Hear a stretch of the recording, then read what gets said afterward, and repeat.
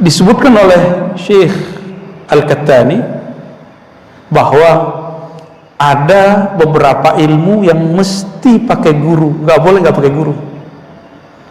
Satu, ilmu membaca atau mempelajari Al-Quran. Makanya saya, walaupun ada sekarang metodologi baca Quran, itu nggak bisa, Pak. Itu cuma untuk memperkuat, mesti ada gurunya, karena Quran itu satu hurufnya harus ditirukan dari mulut gurunya. Cara baca A, ba, kalau kita kan baca ba, mulutnya nggak kebuka, ba, nah gitu aja ya. Dan semua ikhwa, semua ikhwa dibaca itu kan keliru besar, karena nggak belajar lewat imam, lewat guru. Beliau mengatakan salas, 3 ilmu yang mesti ada gurunya, satu huruf pun nggak boleh hilang. Yang pertama ilmu Al-Quran. Nah, yang malam tadi kami mengobrol, Syekh Ammar dari Palestina itu sangat ketat bagian ini. Ya, jadi dia suka nggak nyaman kalau ada orang salah baca Fatihah. Ya, contoh, nih mohon maaf nih Imam, tadi saya karena telat. Siratal ladzina an'amta 'alaihim. Kalau berhenti itu bukan qiraat kita, itu qiraat orang lain itu. Qiraat imam kita yang diriwayatkan sahih kepada Rasulullah disambung. Siratal ladzina an'amta 'alaihim ghairil maghdubi 'alaihim waladdallin. Disambung. Mesti disambung. Jadi mulai hari ini tolong jangan dipisah. Kalau berhenti di 'alaihim, ulang lagi siratal. Ya. Ini sebagai contoh. Hatta berhentinya nggak boleh beda. Wakafnya nggak boleh beda. Wakafnya, wakaf artinya berhenti, nggak boleh beda.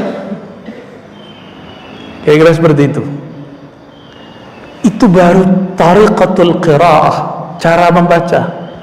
Maka lahirlah satu ilmu namanya ilmu tajwid. Ilmu tajwid. Sekarang kita lebih senang menyebutnya ilmu tahsin.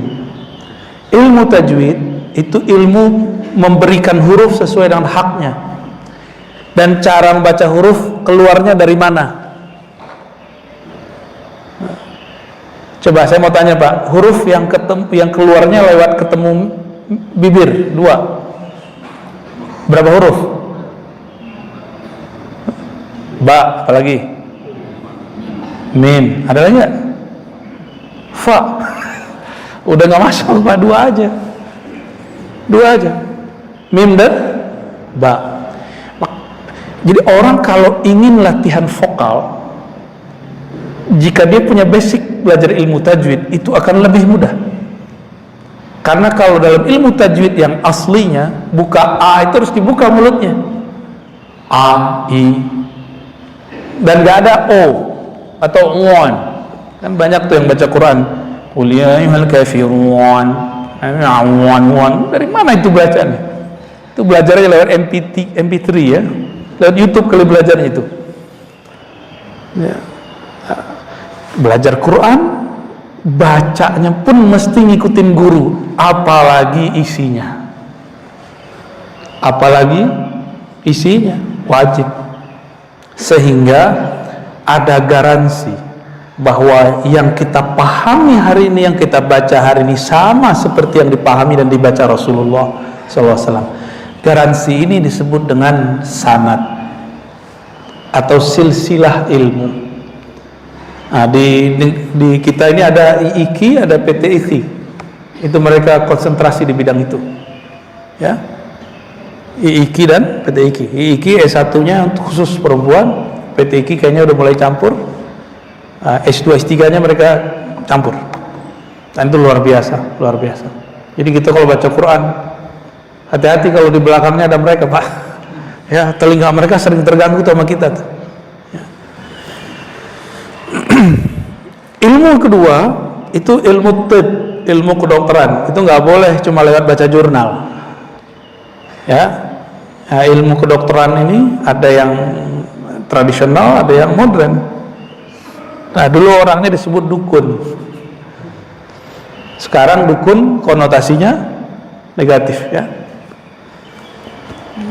Sekarang kalah sama dokter ya. Tanda kita emang berhasil dijajah oleh barat. Dulu sebelum ada orang-orang barat, kita nyebut adalah bahasa Arab tabib. Dia pakar herbal. Pakar herbal itu. Nah, sekarang mempertahankan orang-orang Cina. Maka pengobatan ala Cina ya ada akupuntur, termasuk bekam ya. Mereka yang mempertahankan. Nah, kita malah enggak. Malah ada anak muda baru pulang, itu kalau ada kiai bacain doa, itu dianggap syirik. Lalu bacain doa ditiup ke air, syirik. Nah, ilmu kedokteran nggak boleh kecuali ada guru. Maka kalau teman-teman kita menyekolahin anaknya di kedokteran, itu ada kuliah, lalu ada koas, bener ya? Ada koas. Itu baru urusan kedokteran, Pak. Semua orang boleh ngomong kesehatan, tapi untuk diagnosa kesehatan mesti dokter. Semua orang boleh ngomong tentang jenis-jenis obat, tapi untuk meresepkan obat mesti seorang ahli saidaliyah atau farmasi.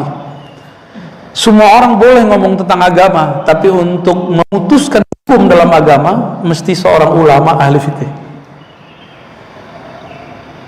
Ya, kan ada yang protes kemarin. Semua orang boleh ngomong agama, ya, yang habis ditonjok kemarin. Kita paham maksudnya, tapi judulnya ini agak berbahaya, bikin ulama tersinggung lagi ntar ya.